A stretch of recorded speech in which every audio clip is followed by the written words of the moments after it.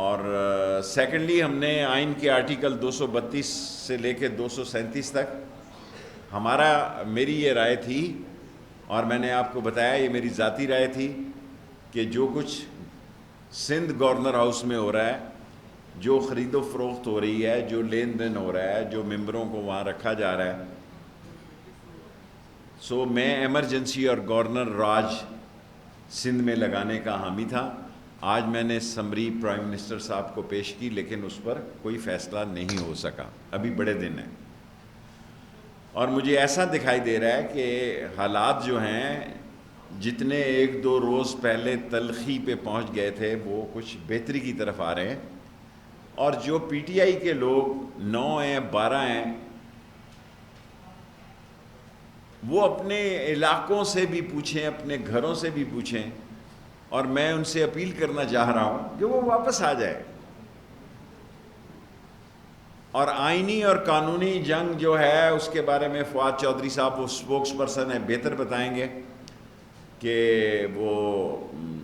Supreme court میں جا رہے ہیں۔ یہ آج کی سیاسی کمیٹی میں فیصلہ ہوا ہے کہ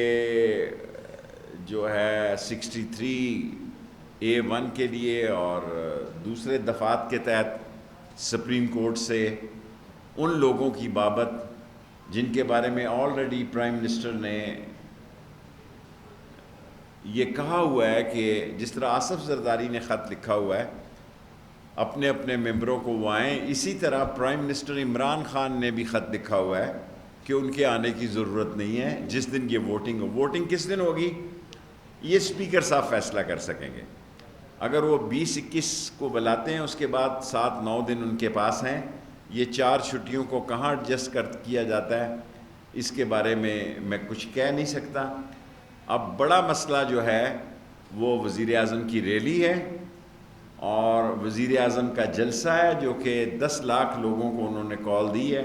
اسی طرح اپوزیشن کا بھی ایک ریلی ہے یا جلسہ ہے۔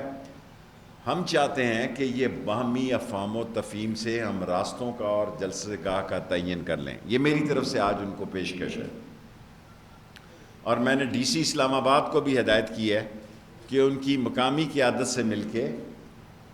اپوزیشن کی قیادت سے مل کر اور پی ٹی آئی کے لوگوں سے بھی مل کے